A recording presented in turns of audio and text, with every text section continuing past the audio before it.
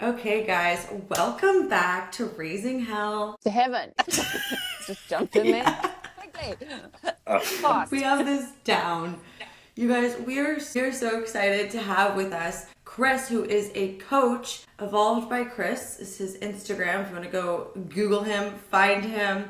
And he has been posting such incredible information for the world. It's the kind of stuff Kate and I obsess over, dive into. Chris, welcome to the pod. We are so excited to have you here today. Thank you. Yeah, I'm excited to be here. So, yeah, let's just talk about what you were just about to say, because Kate and I are the chaotic, right? So we go from anxious avoidance. Mm. And I've always said, like, this past 4 years as I've been single, I've been like, the next guy I date, I'm gonna give him a big fat warning. Like, I want you to know, by the way, I can like you so much, but there's going to be a point when I'm going to want to run. And you need to be ready and prepared and okay with walking through that with me, because I want to work through that. But if an avoidant doesn't know that they have avoidant tendencies, you're in for a treat. I'm curious, what does working through it look like to you based on your knowing yourself? What does that look like to you? 100%. Well, I kind of haven't had an opportunity recently to work through a little mini moment. And actually, I had one with Kate as well. Actually, the first time I tried to work through it was when I was in Cape Town. And so, as an avoidant, right, when something triggers me or hurts my feelings, makes me sad, I get mad and I shut down. So with Kate, it's the funniest, silliest story, and that's why we love to tell it, because it's so good. I wanted to go to the farmer's market, and she just was like, other things were going on, so she didn't, like, we weren't gonna go. It wasn't that big of a deal Kids to who her, had but to school the me, next like, day.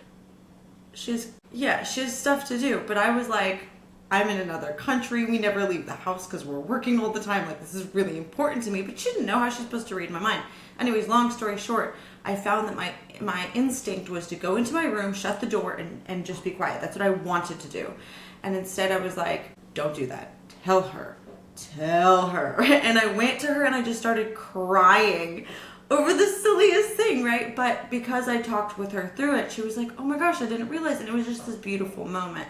Yeah. Fast forward, the last time I was dating, before I'm on a 4-month sabbatical, but the last time I was on I was dating, I was talking to someone, it happened again where he did something, it hurt my feelings. I did shut down. I took time to myself. I went away, not away, like in a different part of the house. I went to the jacuzzi for a little bit and just sat there with myself. And he was so, I mean, that's, again, right? It has to be a type of person that can handle this. He just waited and was like, I'm just going to let her, like, have her little moment. And then I came back and I was like, I feel this, and this. And we talked through it. So that's what it looks like to me, is instead of just shutting down, being able to actually then be like, this is what I'm actually feeling. I'm sad, I'm scared, I'm this, and that. And so that's why I feel right now like running away. Like with him too, I was like, if I, like my old self would have just left, like Right. left. So instead, that's to me what I think working through it looks like. But Well, yeah. that's exactly right, and that is Thank that you. is the reason why an avoidant or anxious avoidant individual has to have a secure individual. And I get asked all the time, can an avoidant be in a relationship? I'm like, well, yeah. Number one, if they're aware that they have it. Number two, they're doing what it takes to move through it, which is exactly what you just described, which I'll talk about in a second. And number three, if there was someone who's secure. Because if that your partner at the time were to push you through your anxiety of being overwhelmed and shutting down and insist that you come to him and talk to it right now while you're in the jacuzzi and he's impressing on you, you're going to feel suffocated. You're going to feel like you totally lost your autonomy, which is the primary fear of the avoidant already. Yeah. Sitting back, giving you space, being inviting, being calm, being a safe place that you can feel comfortable coming to and having a conversation is the primary reason that an avoidant is an avoidant is in childhood, they never got the emotional attunement. It's co-regulation. They never got co-regulated from parents. So it's very real in the body, even though the mind can say, I know this person is safe. Your body says like hell they are. Because mom and dad, when I had either an elevated emotional state, they weren't there to celebrate with me. And Yeah. oftentimes when I had needs, based on fear, sadness, or anger as a child, nobody was there. So my nervous system learned you can't depend on anybody to help regulate your emotions. So when you get into real life, it's a very real fear somatically, body-wise, that I can't depend on this person to be there for me when I emotionally need them, which is why you shut down, you close in, you remove yourself. So the work, and you know if an avoidant person is healing, if they take the space like you did, go to the jacuzzi room, go to your bedroom, go for a walk, but you don't leave the country. Okay. You're like, so we need to talk about this fight. I'm going to Guam, which literally people do, I Yeah. laugh because Yeah. whenever I hear a woman and she's like, oh, I moved from New York to LA. It's like, what happened in the relationship? It's always my question, you know. It's like Yeah. you felt you had to leave that side of the country. So staying and working through the discomfort of the anxiety is the path, whether you're anxious or avoidant. It's working through the discomfort rather than reactively protecting yourself, which for an avoidant is removing yourself completely. Yeah. Staying is the work. That's how you heal. And leaning I, into somebody else. Yeah. I think what's also interesting, and maybe this is just like in older generations too, because I feel like what I've seen in the older generations is like it didn't used to be like an option kind of always to just leave. So I think also some avoidance can stay, but they're not actually there, right? Which is what then creates more avoidant children because you have one parent who's there, but like they've checked out emotionally. Yeah. Yeah. And the observation that when kids observe parental relationships, one parent may be very introverted or maybe be depressed or maybe have substance abuse problems and they want to hide it from the kids. So they remove themselves. They're spending time in a room, they're spending time just outside the house. They're not actively engaged with the family. And then the child will observe the other parent picking up the slack and doing everything. Or maybe when you do see the parents together, there's a lot of conflict and chaos. So the chaos in childhood can lead to that anxious, avoidant adult relationship, because that's the idea that that's normal, the back and forth, the uncertainty, the unpredictability. There's no sense of safety, which is the anxiety aspect. I can't trust what's going to happen. So I got to watch out all the time. But I also can't trust that when they are there, that it's going to be predictable, and that's the avoidant aspect. Yeah. That's exactly, So you were saying too, that is like, exactly because my go ahead, Kate, go ahead. Is there a lag on my end? Yeah. I'm looking at the numbers and it's like 99%, you're at 28%. So I think that's speed or something. I'm not sure. Why? That's so depressing. So I'm gonna give this a go and see how we go here. Okay, I don't know why it's doing this today. That's lovely. But so that is exactly my pattern. And I think what was so interesting for me, are you watching my lips moving differently to the thing? I'm just gonna talk. So Okay. getting so anxious. No, I'm joking. So what happens with my pattern? What are you doing? Should I move? Maybe I need to move to where the Wi-Fi is better. Give me a second. Maybe try I'm moving. if that would work. That would be. Yeah, it looks like your Try Wi-Fi this now. is absolutely not. It's not happening. Yeah. Yeah, it's not She's happening also at in all. Africa, so I am. sometimes. Yeah.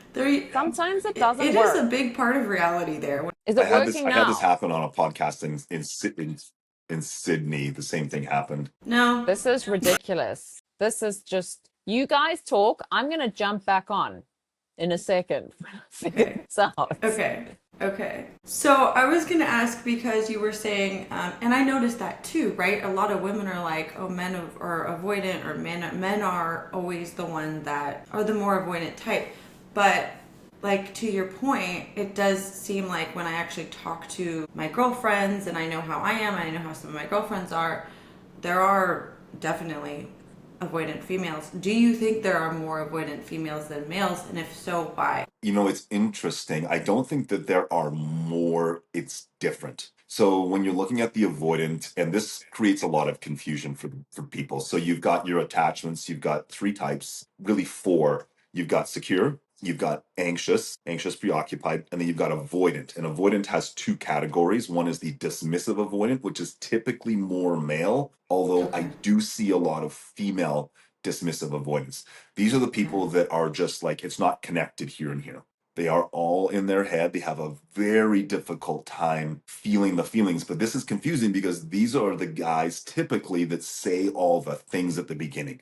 They're performative. They can talk, but talk is cheap. And this confuses women because they're like, well, he had so many feelings. He told me all the things at the beginning. He felt all the things. I'm like, no, no. Number one, you can't have feelings at the beginning. That's just chemistry. So he was speaking performatively. And then when the feelings actually started to come up, 2 to 4 to 6 months, then they freak out and they're gone. They change completely. And this confuses the woman.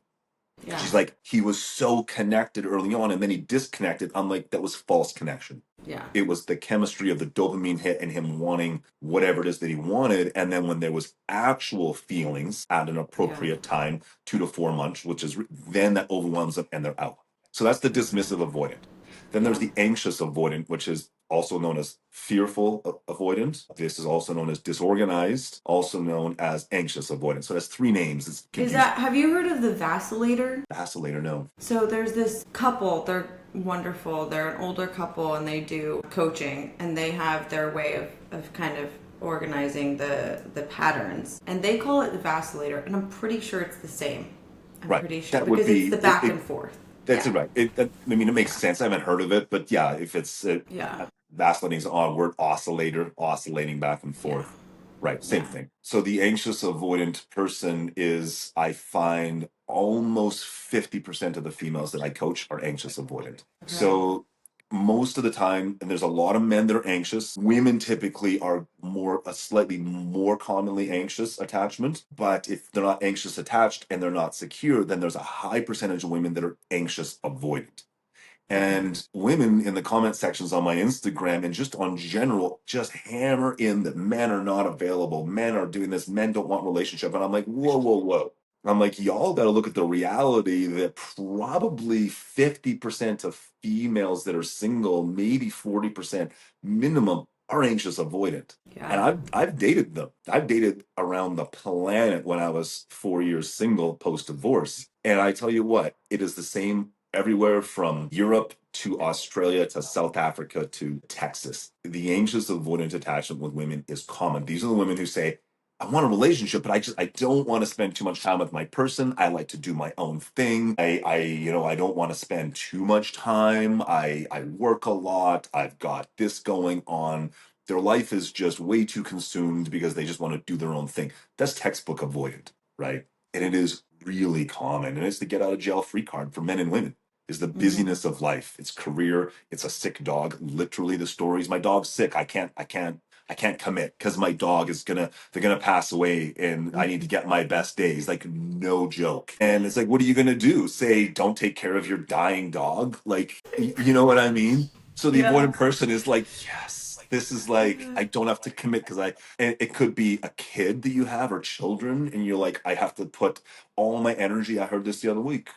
A woman's like, I'm dating a man and he can't commit to a relationship because he has to give everything to his daughter and he doesn't want to miss out on anything. And I asked the woman, how old is the child? She's like, well, 16. I'm like, y'all, you telling me that a 16-year-old girl wants to spend all of her time with her dad? And that's the excuse that you're giving me? I'm like, let's be real here. So they use excuses, anything they can, because what are you going to say? Don't spend time with your child. Don't spend time with your dying dog. Don't spend time working on your career. So they use these excuses to validate why they shouldn't be in a relationship. And it's smart because you can't argue with it. Right. But then you get confused because you feel less important than the dying dog, the child, or the career. And it's like, it validates why they don't have to come.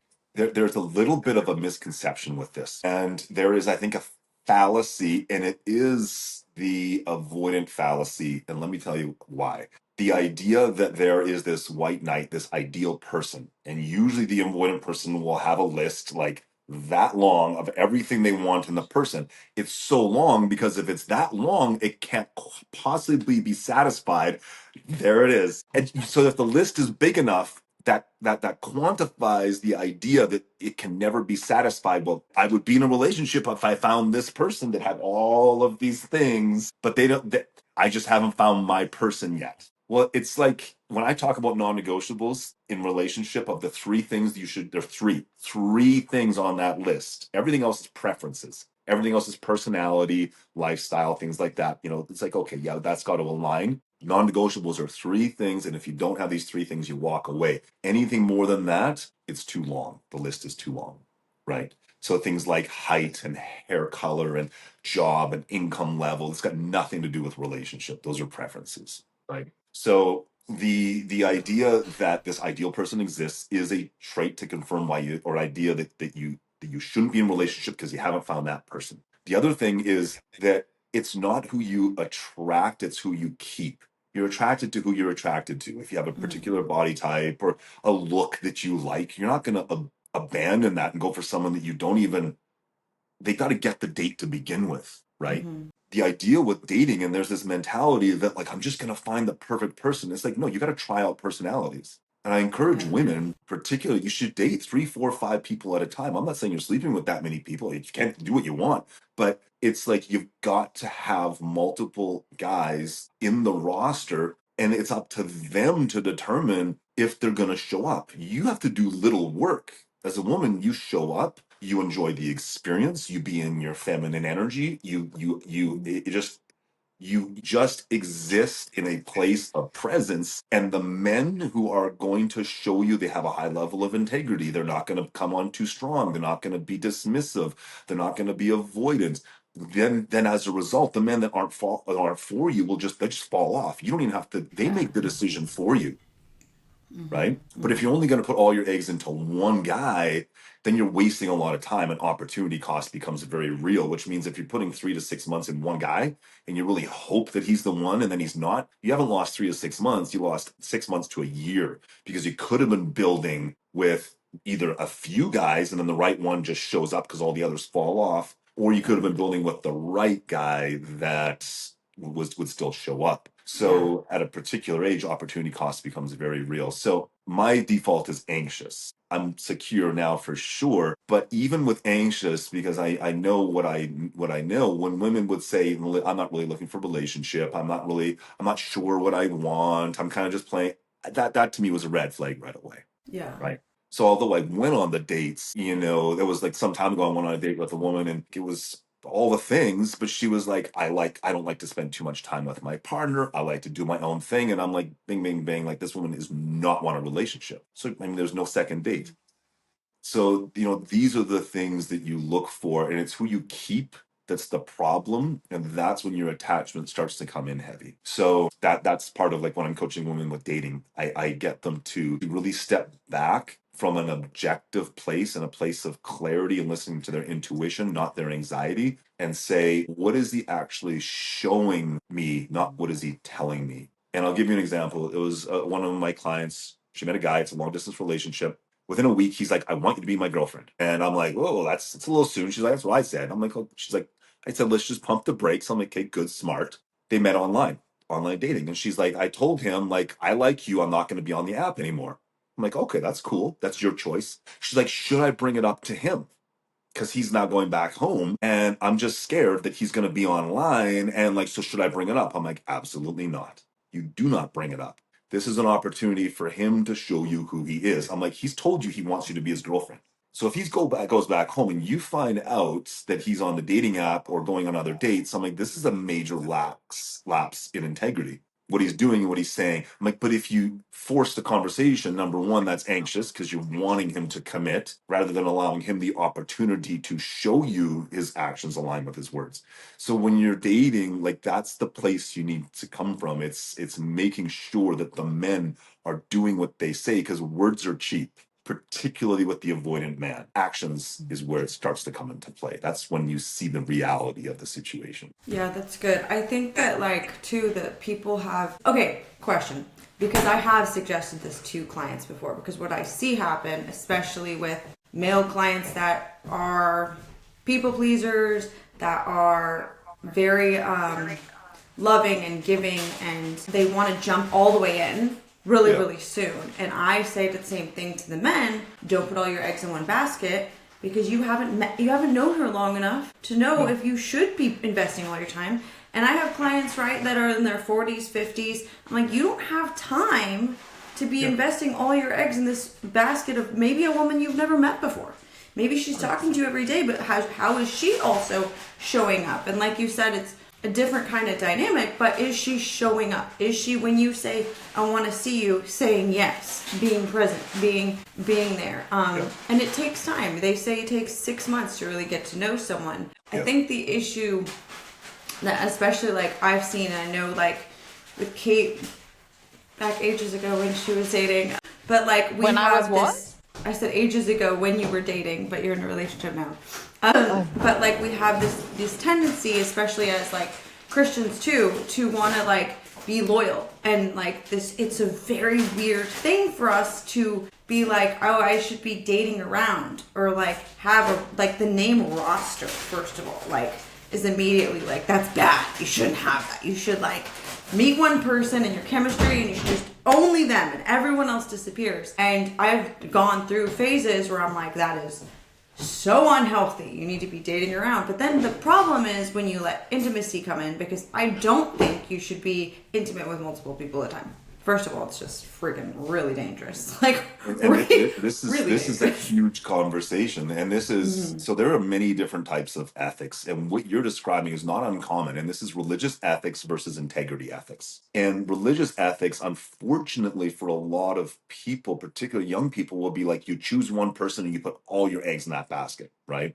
But the reality is, why would you be loyal to someone that hasn't earned the opportunity to have your loyalty? This is the whole reason when you start a new job, there's a 3-month probation period, because the company's like, we're not loyal to you until you prove you're worth being loyal to. For us, why would we invest our retirement plan and our health plan and all of the perks of being employed by us when you haven't proven that you're worth being employed by us? And it's the same with relationship. And there's absolutely nothing wrong with it from an integrity-based ethics standpoint, meaning if you're living a life of integrity and you're not sleeping around, like you said, which I absolutely agree, leaky energy, these are soul ties. I mean, I grew up Catholic, I'm a Christian man, highly spiritual, so I completely get it. And when I was ready to, intentionally date, like I cut off all sleep. I didn't even touch the hand of my partner for 5 weeks, nothing. And we spent 4 or 5 days a week together.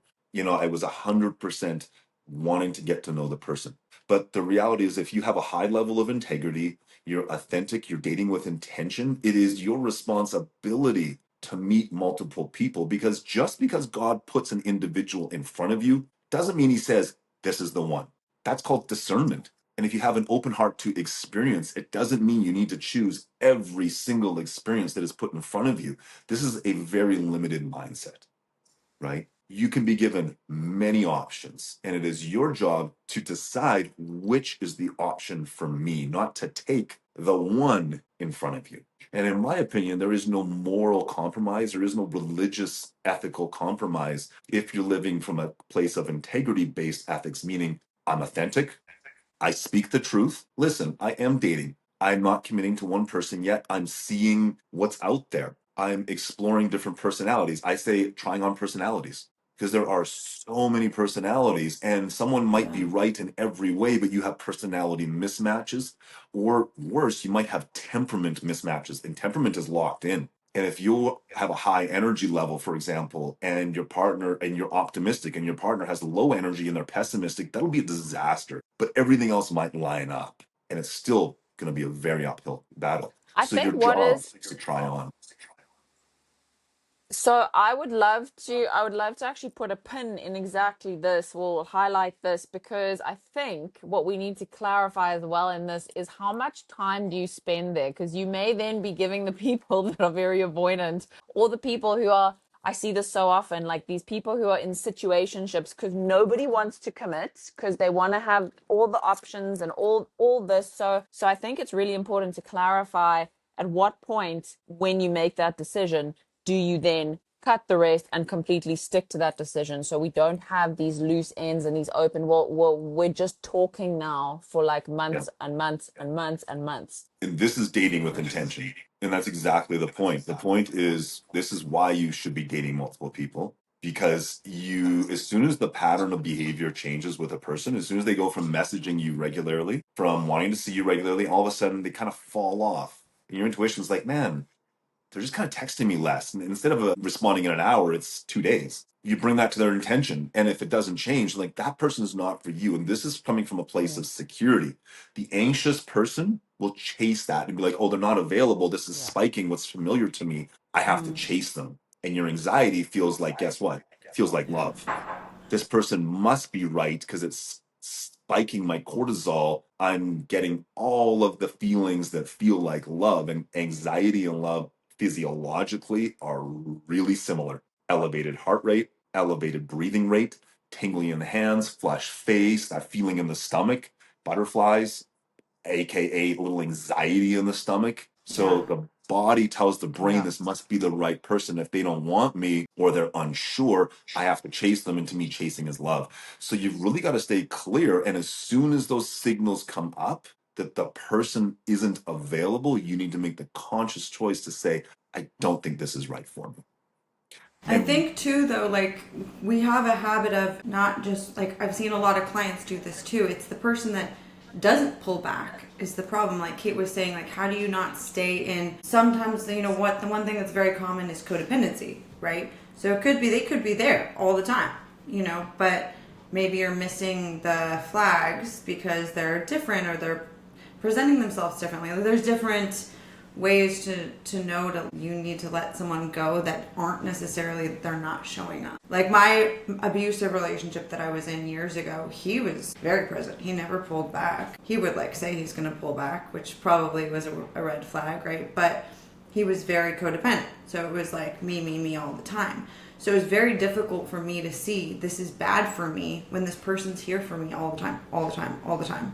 Especially being, I was totally in my anxious attachment, right? So it's like, how do we prepare people with the like, okay, what are the things to identify? Because sometimes it's not as, it's lovely when it's easy. Like Kate and I have a prayer where we're like, Lord, if this is not for me, take it away. And it's lovely when that happens. They just stop showing up sometimes. They just ghost you. They don't plan the date. Cool, easy, boom, done, next. But what about the ones that keep showing up but aren't for you, right? And like those are I think the red flags, orange flags, whatever they are, that are a little more difficult to identify because they're right in your face, but at the same time you're like, but they're still there.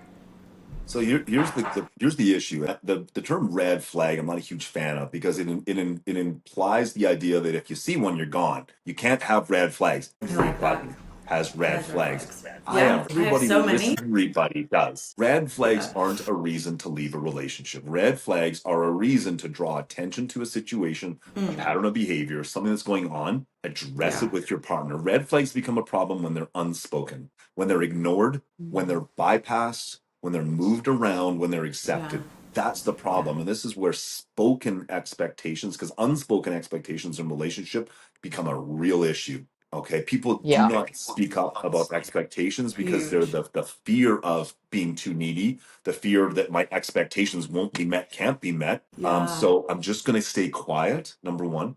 Number two, boundaries. Boundaries. And the main issue and the biggest thing for women particularly is they'll say, I have boundaries. I tell them this is a problem all the time, or that's an issue, or that I won't put up with this. I'm like, well, that's not a boundary.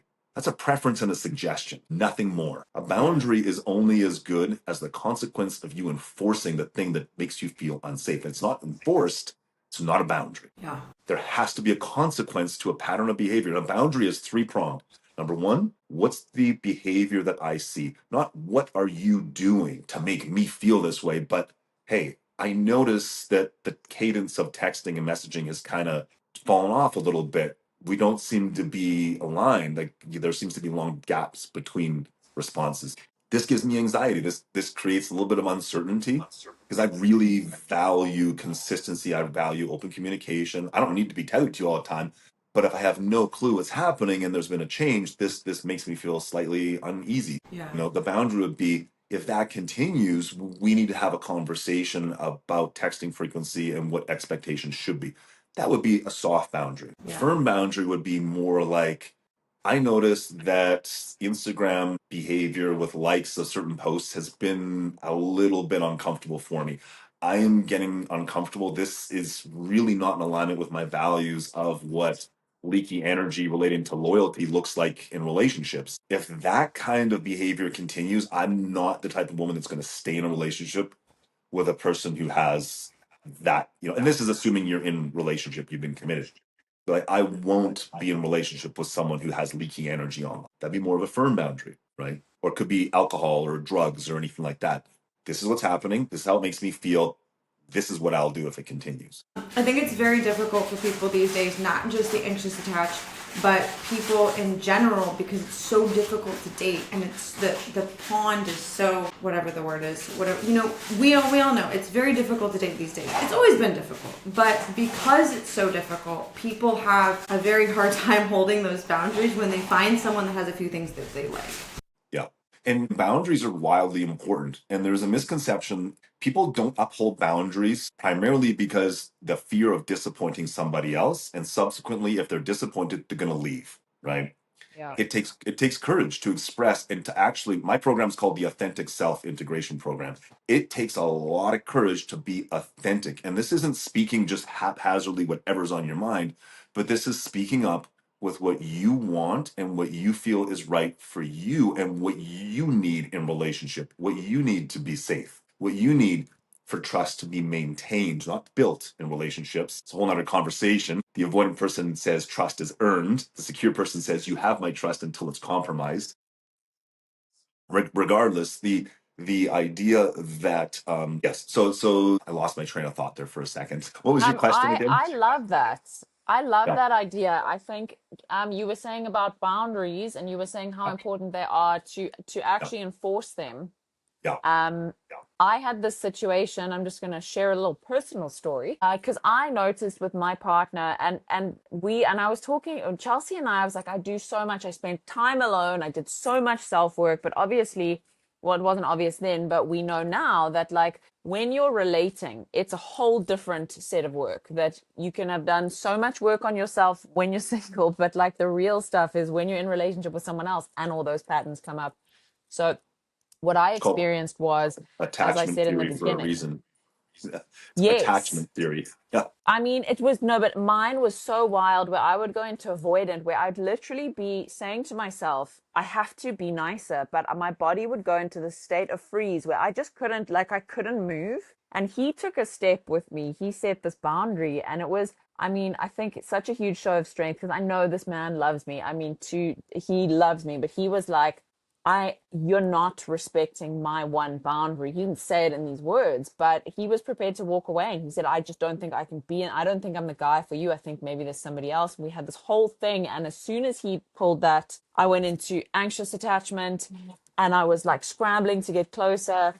And it took that pause, and it took him really holding a boundary, like actually walking away and being like, I don't know if I can do this. For me to, it brought up all this old stuff. And I think I finally healed so much of that pattern through his boundaries, through his holding and honoring that boundary, which is wild to me. Yeah. The idea with a secure individual holding boundaries, having a high level of integrity, being consistent, being stable, being predictable, for the insecure person, being really boring and dull and not exciting. That's secure. So, which is why so many women don't find secure men, because they don't want them. It doesn't feel right. It doesn't Women feel say exciting. it doesn't feel like the chaos your nervous system is used to. So you're like, yeah, he's attractive, but I just don't feel it. So women complain there are no secure men. There's a lot of them. They're everywhere. They just don't want them.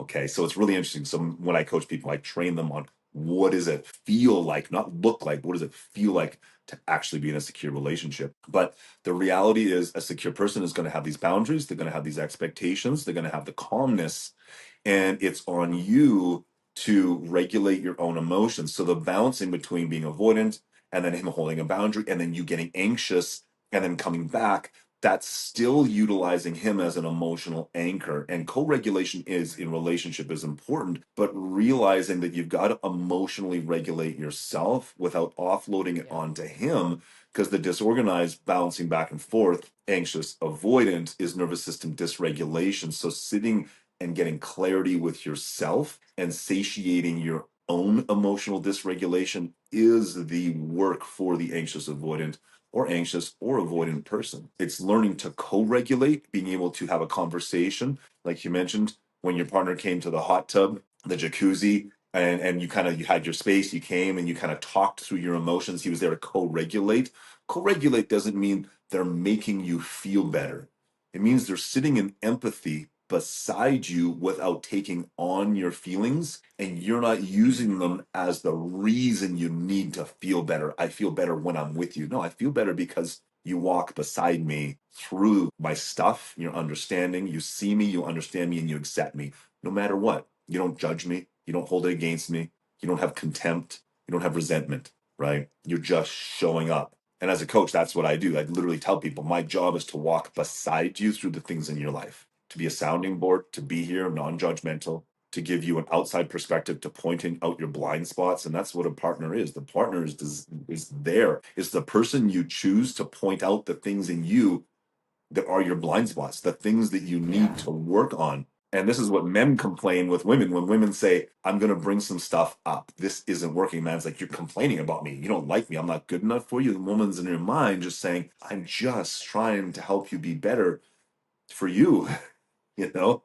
But the insecure man will say, oh, this is an attack. She's dramatic. She doesn't want me. I'm not good enough for her, because he's an 8-year-old in a man's body and he feels like he's not good enough. You know? Yeah, I think it's Jordan Peterson who said that you should take 90 minutes a week with your partner and actually tell them the things that you don't like, that you're not enjoying, and have those hard conversations and make it a space for listening and to bring these things forward. Because, we're all work in progress. We're all these works in progress. And I think coming back to your point, which is so interesting, is what I also clocked in myself, and I see it so much, is that people think they're trying to find love, but actually they're trying to find another human to regulate through. And until, Right. as you were saying, until you can actually learn to do it yourself and clock those things. So obviously it starts in awareness. That's when, if we're aware of a pattern, it becomes our responsibility to fix it.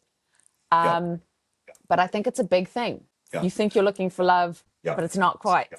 My And there's post no, sorry, go ahead. my post 3 days ago was on 6 aspects of an insecure woman, and one of them was that a woman will feel that it is the man's responsibility to regulate her emotions. And these are the women who say, like, I need a man who can handle me. I'm a fiery, I'm passionate. I'm like, that's emotional instability.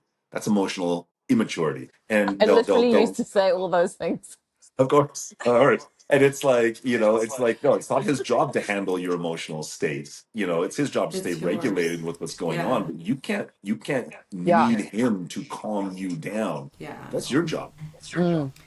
And there are so many cool, like, fast ways, not necessarily about being fast, but there are so many ways to tap in, like, with somatic exercises. Like, for me, just, like, even patting myself on the back, or, like, I've been doing EMDR, and it's like, okay, put yourself in fetal position. Give yourself what your baby self would need, like a child, right? To get yourself back to regulated, and then handle whatever's going on, and then present the problem, and then you can work through it together. But again, it's not their job to regulate you. Depending on them to regulate you in the dating phase, you're going to go into marriage expecting that that's their job, and it's not. Well, that's the danger, is the women that feel that it is the man's responsibility to hold her emotional state all the time will by default find a man, even a secure man, and the man will say, this is not my responsibility. She will feel that he is not safe because he cannot hold her emotional state all the time. And she'll move through and she'll move away from even the secure man because she's looking for the chaos that is familiar to her in her life. So the safe and secure man will not feel safe. To her, the safety is the man who is going to be her emotional anchor and who is going to provide the familiar chaos in her life. And that keeps you in a situation that is not healthy long term. Yeah. Yeah. Well, I think that's when you're choosing, and this comes back to the idea of why, people say, why do I keep attracting the same person? Because you're choosing what's familiar, not necessarily healthy. We have it for so many, addiction is the same thing. It's painful, but you keep going back to it. And I think that's why, so many people, I first started going to therapy for this, but then I realized that, you can't think, and also logic doesn't override attraction. That's another thing. It's like you can think it's bad for you, but until that attraction lives in your body. It's that state, as you said. People confuse chemistry for attraction. It's not the same thing. Chemistry is like a trauma response. So until you actually do those things like breath work, that's why I love breath work, to actually help your body move through this. Yeah. And I think for me, I almost had to, so like with the situation I went through, I mean, it was really beautiful. It was like a shattering, I would say, like a shattering of this perspective that I was like, how have I only seen this now, that this is what I've been doing in my conscious relating, very unconscious, conscious relating. It took me actually taking my body, like shattering this whole perspective and taking my body from this complete discomfort, but making myself stay in that space until it almost like just softened. Mm-hmm. Yeah. I don't know how else to explain it, but that. Breath work is essential. The fundamental aspect with anxious, avoidant, even a secure person, and it's resonant of ADHD even. These are all fundamentally nervous system dysregulation problems. Yeah. And Dr. Chris Lee, actually one of my favorite guys online, he's a neuroscientist, and he's all about nervous system regulation. This whole page is about this. And when I'm coaching, this is baseline work. This is first day work we do. Like, I get my clients in the morning, in the evening, morning for sure. 5 minutes of box breathing, learning to keep yourself present, because the coping mechanism is the reactivity. Bless you. When you're insecure, you make decisions based on a place of reaction to protect yourself. The avoidant, the reaction is removal, avoid, remove. The anxious person, the reaction is look for validation, look for confirmation, force conversation, look for physical affection. They need it, right? And they think, oh, well, that's not as bad as an avoidance because I want connection. What's wrong with that? And it's like, because if you don't get it, you don't feel safe, which means it is not healthy. It's exactly the same as the avoidant with the opposite coping mechanism, but it's the same thing. Your drug of choice is avoiding cortisol and moving towards dopamine. It doesn't matter if you avoid it by moving away or if you need the affection. It's the exact same thing. And they're equally unhealthy from a person's perspective, not the partner's perspective. So the idea that you need to learn to regulate your nervous system, and what secure is that your partner's emotional state no longer becomes a threat to your nervous system. That is the number one indicator that no matter what your partner is going through, you're regulated. And secure, if you look at a threshold of stimulus, secure people have triggers. I get upset, I get frustrated, I get triggered, I get anxious. But how you deal with it is the difference between insecure and secure. Yeah. And the rate of rebound when you are stressed or triggered is the indicator between insecure and secure. So the threshold, if you're insecure, if you're anxious, it takes this much or avoidant this much to throw you into anxiety or to throw you into avoidance. Here, you're done.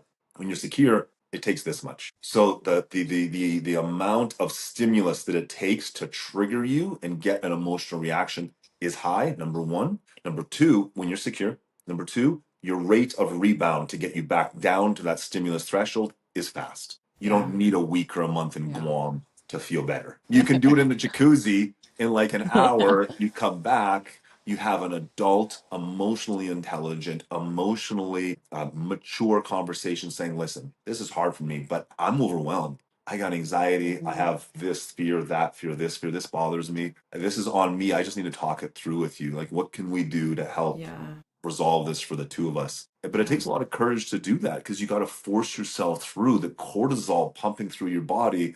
That your amygdala says it doesn't know the difference between you getting chased by a lion, a group of ninjas, or an emotional threat where you feel like you're not good enough or you're going to be abandoned. It's all the same physiologically. Your body goes into fight, freeze, or fawn. Yeah. Right? And so leaning into that communication. somatically and pushing through it is the work. That's the difference between secure and insecure. Yeah. Communication is a big one, actually, It's especially huge. if you're working through those things, to actually speak when it's like there's no words, but it's All it healing and you takes. learn. Yeah. And it's a that's why lot we see easier to too a lot. speak. Go ahead. Go ahead. That's why we see a lot of like infidelity and just a lot of issues in relationships, right? Is it's usually that someone is withholding a fear or an anxiety or something going on that could have been worked through, right? Or even sometimes that like months, years go on, and you see so much like, well, we just grew apart. You grew apart because there was something happened and you didn't talk about it, and then something else happened and you didn't talk about it, and it just kept happening, and now you're living two different lives because that first initial conversation didn't happen. And the beauty of like having that first conversation, that little conversation, it's very difficult, but then it's like, oh, I did it.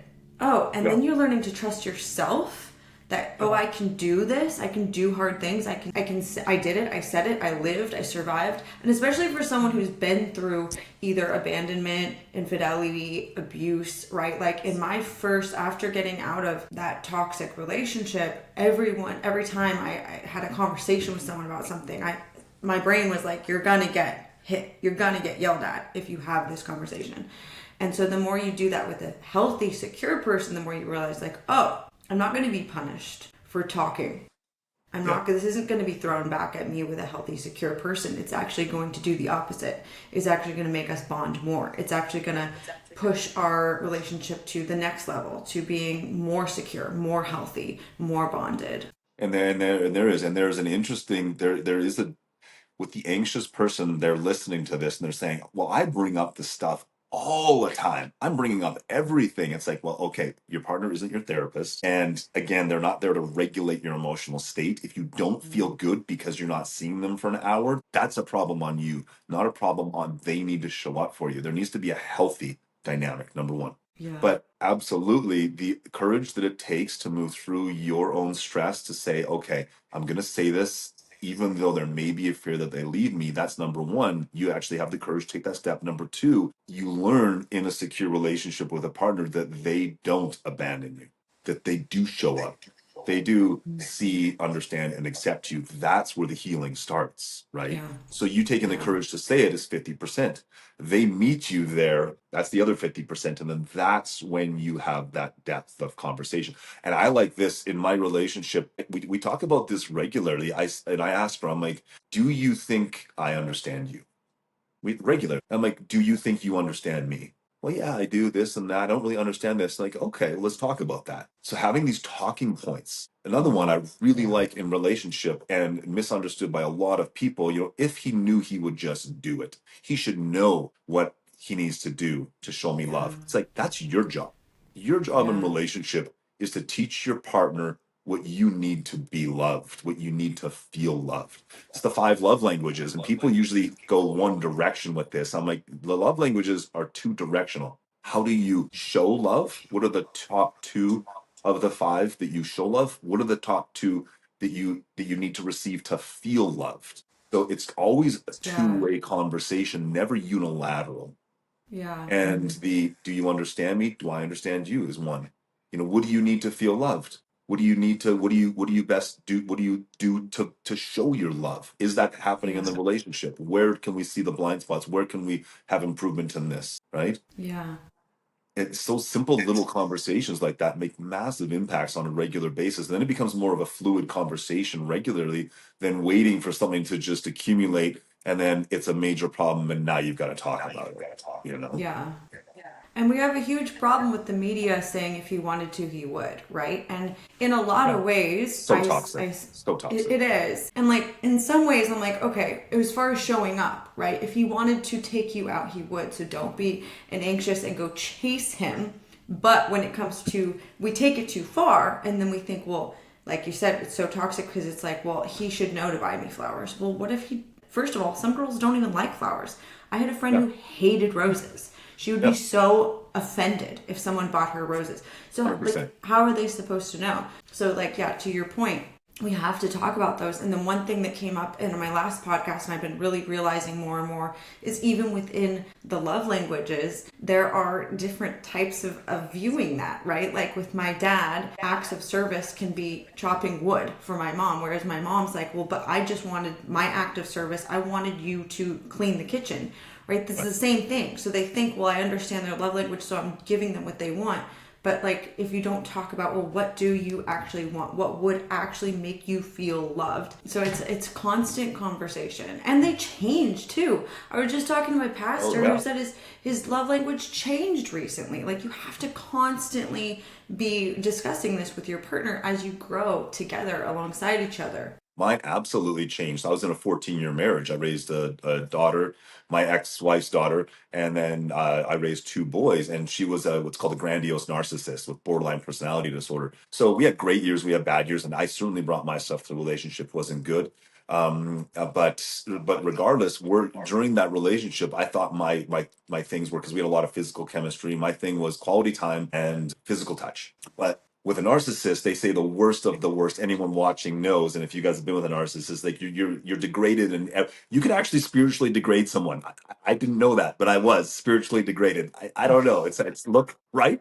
You get it then. It's like, the grandiose person is always above. So, but aside from that, I learned afterwards that words of affirmation were actually really important to me. And coaching, I find for men, words of affirmation are more Huge. important to men than they are to women. And it's a I Yeah. believe really that. I interesting believe thing. that. Yeah. Yeah. And it's not like men, we don't need to be told, oh, hey, you're awesome, you're hot, you're so good at your job. We want to be told, and this surprises a lot of women. Men like to do acts of service. This is how we show. Most men, we show up for our woman. We do things. We'll buy them the house. We'll work hard. We'll do the stuff. We'll plan the trips. We'll chop the wood. We'll do the dishes, whatever it is. We want a woman to tell us how it makes her feel, not that she's thankful. I tell people, my mom says thank you when I take her for dinner. My mom says thank you when I open the door, Yeah. right? Thank you Hmm. is nothing. Thank you is transactional. Do this. Hey, thanks for that. Great. Awesome. Yeah. We want to know what is the emotional impact, and not every time, but you're cleaning the car, the guy's Mm. whatever it is. He's doing the things. It's like, I really appreciate that. It makes me feel special. It makes me feel safe that you do the things that I hate doing. And I really appreciate that you show up. And that hits hard. You Yeah. want to see his hormones relating to protection and loyalty go up. Start to tell him how you feel with the things that he does once in a Yeah. while. Right. And And women get that's real huge. pissed off with this. Like, what am I supposed to do? I'm supposed to be thanking him all the time. It's like, what do you expect? They're humans. Men are Yeah. humans, and we're more sensitive than you think. We By a close long shot. down and we shut down because we Yeah. don't feel we have value from the woman's perspective unless she's telling us what our value is and how it emotionally impacts her. I'm a big fan of this new thing. I'm like, emotional protection is the new protection. And I tell my partner this directly. I'm like, your emotional state is the most important thing to me in the world. I do not want to see you hurt. I want to see you happy. I do not want to see you Mhm. stressed. And if you are, I need to know what I can do to help, not make your life easier, not to buy you things, but to help so you don't have emotional dysregulation. That's my job. Yeah, because you guys are protectors.